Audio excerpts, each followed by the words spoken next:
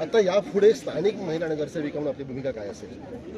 महिलांच्या सुरक्षेचा प्रश्न हा दिवसेंदिवस चाललाय.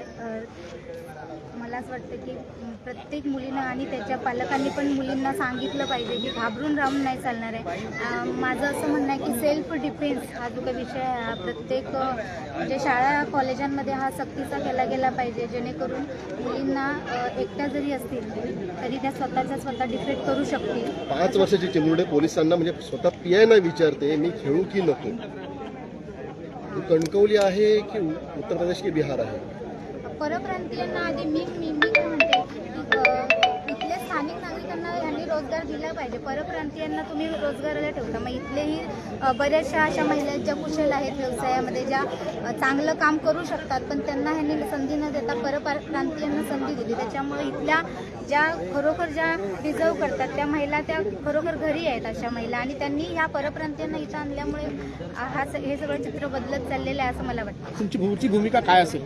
जीव गेल्यानंतर चिलकत घालून काहीच उपयोग नाही आहे ना. ज्यावेळेस ती घटना घडते, ज्यावेळेस लोक त्याच्यावर आवाज उठवतात, तेव्हा पोलिसांची पण तीच भूमिका की खरं काय आहे त्याला तुम्ही सपोर्ट केला पाहिजे. कोणाच्या तरी दबावाखाली येऊन जर तुम्ही सगळं चित्र बदलत असाल तर मग माणसाने जायचं कुठं? मग पोलीस स्टेशन म्हणायचं कशाला? परिसलून कणकवली शहरात व्यवसाय करताय आणि त्या व्यवसायाच्या संदर्भात ते परवानगीचे अधिकार हे नगरपालिकेला, तुम्ही नगरसेविका आहात, तुमची नगरपालिकेजवळ काय भूमिका असणार आहे? आम्ही जेव्हा त्यांना विचारलं तेव्हा त्यांनी ह्या सगळ्याची नोंद, ते म्हणाले की ह्या कामगारांची नोंद जे आहे, जे आयडेंटिटी वगैरे ते आम्ही मालवणला केलेली आहे बोलले, ते इथं केलेली नाही आहे त्यांनी.